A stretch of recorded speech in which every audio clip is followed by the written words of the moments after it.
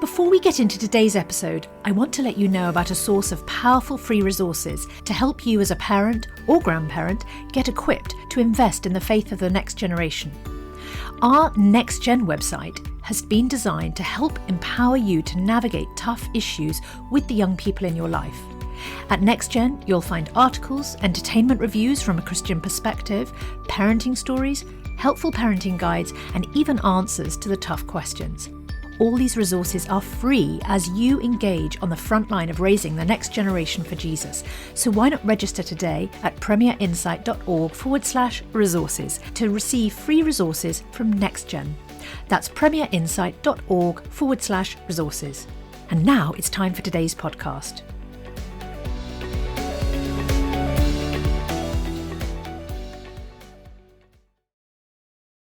Bringing the Word to life. The Bible in a year.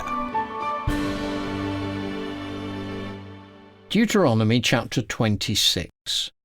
When you have entered the land that the Lord your God is giving you as an inheritance, and have taken possession of it and settled in it, take some of the first fruits of all that you produce from the soil of the land that the Lord your God is giving you, and put them in a basket. Then go to the place that the Lord your God will choose as a dwelling for his name, and say to the priest in office at the time, I declare today to the Lord your God that I have come to the land the Lord swore to our ancestors to give us. The priest shall take the basket from your hands and set it down in front of the altar of the Lord your God. Then you shall declare before the Lord your God, my father was a wandering Aramean, and he went down into Egypt with a few people and lived there, and became a great nation, powerful and numerous. But the Egyptians ill-treated us and made us suffer, subjecting us to harsh labour. Then we cried out to the Lord, the God of our ancestors, and the Lord heard our voice and saw our misery, toil and oppression. So the Lord brought us out of Egypt with a mighty hand and an outstretched arm, with great terror and with signs and wonders. He brought us to this place and gave us this land, a land flowing with milk and honey. And now I bring the first fruits of the soil that you, Lord, have given me. Place the basket before the Lord your God and bow down before him. Then you and the Levites and the foreigners residing among you shall rejoice in all the good things the Lord your God has given to you and your household. When you have finished setting aside 1/10 of all your produce in the 3rd year, the year of the tithe, you shall give it to the Levite, the foreigner, the fatherless, and the widow, so that they may eat in your towns and be satisfied. Then say to the Lord your God, I have removed from my house the sacred portion and have given it to the Levite, the foreigner, the fatherless, and the widow, according to all you commanded. I have not turned aside from your commands, nor have I forgotten any of them. I have not eaten any of the sacred portion while I was in mourning, nor have I removed any of it while I was unclean, nor have I offered any of it to the dead. I have obeyed the Lord my God. I have done everything you commanded me. Look down from heaven, your holy dwelling place, and bless your people Israel, and the land you have given us as you promised on oath to our ancestors, a land flowing with milk and honey. The Lord your God commands you this day to follow these decrees and laws. Carefully observe them with all your heart and with all your soul. You have declared this day that the Lord is your God, and that you will walk in obedience to him, that you will keep his decrees, commands, and laws, that you will listen to him. And the Lord has declared this day that you are his people, his treasured possession as he promised, and that you are to keep all his commands. He has declared that he will set you in praise, fame, and honour high above all the nations he has made, and that you will be a people holy to the Lord your God, as he promised. Deuteronomy chapter 27. Moses and the elders of Israel commanded the people, "Keep all these commands that I give you today. When you have crossed the Jordan into the land the Lord your God is giving you, set up some large stones and coat them with plaster. Write on them all the words of this law. When you have crossed over to enter the land the Lord your God is giving you, a land flowing with milk and honey, just as the Lord, the God of your ancestors, promised you. And when you have crossed the Jordan, set up these stones on Mount Ebal, as I command you today, and coat them with plaster. Build there an altar to the Lord your God, an altar of stones. Do not use any iron tool on them. Build the altar of the Lord your God with stones from the field, and offer burnt offerings on it to the Lord your God. Sacrifice fellowship offerings there, eating them and rejoicing in the presence of the Lord your God. And you shall write very clearly all the words of this law on these stones you have set up." Then Moses and the Levitical priests said to all Israel, "Be silent, Israel, and listen. You have now become the people of the Lord your God. Obey the Lord your God and follow his commands and decrees that I give you today." On the same day Moses commanded the people, "When you have crossed the Jordan, these tribes shall stand on Mount Gerizim to bless the people: Simeon, Levi, Judah, Issachar, Joseph, and Benjamin.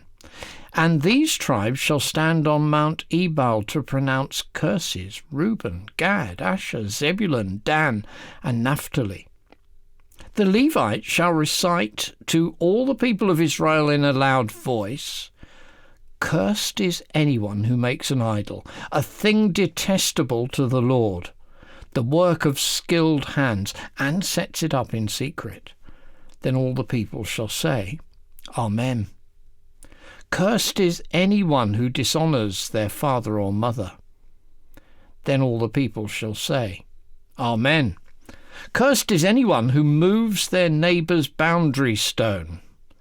Then all the people shall say, "Amen." "Cursed is anyone who leads the blind astray on the road." Then all the people shall say, "Amen." "Cursed is anyone who withholds justice from the foreigner, the fatherless, or the widow." Then all the people shall say, "Amen." "Cursed is anyone who sleeps with his father's wife, for he dishonours his father's bed." Then all the people shall say, "Amen." "Cursed is anyone who has sexual relations with any animal." Then all the people shall say, "Amen." "Cursed is anyone who sleeps with his sister, the daughter of his father, or the daughter of his mother." Then all the people shall say, "Amen."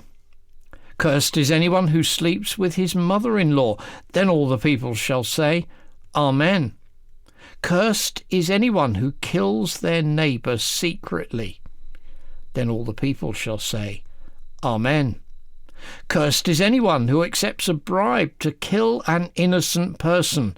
Then all the people shall say, "Amen."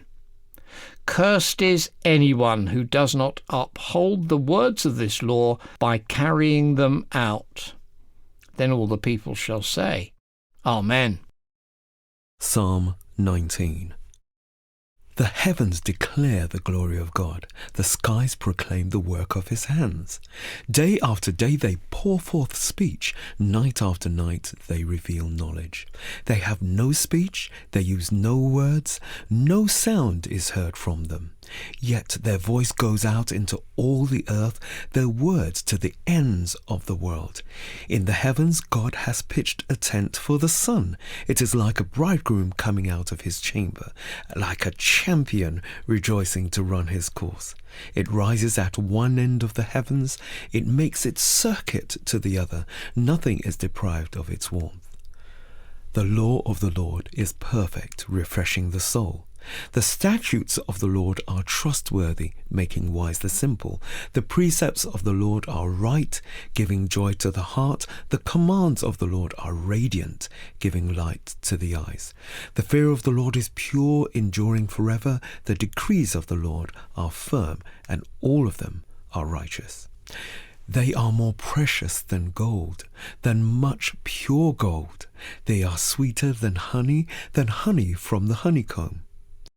By them your servant is warned. In keeping them there is great reward. But who can discern their errors? Forgive my hidden faults. Keep your servant also from wilful sins. May they not rule over me. Then I will be blameless, innocent of great transgression. May the words of my mouth and this meditation of my heart be pleasing in your sight, Lord, my rock and my redeemer. Proverbs 12. Whoever loves discipline loves knowledge, but whoever hates correction is stupid. Good people obtain favour from the Lord, but he condemns those who devise wicked schemes. No one can be established through wickedness, but the righteous cannot be uprooted. The wife of noble character is her husband's crown, but a disgraceful wife is like decay to his bones.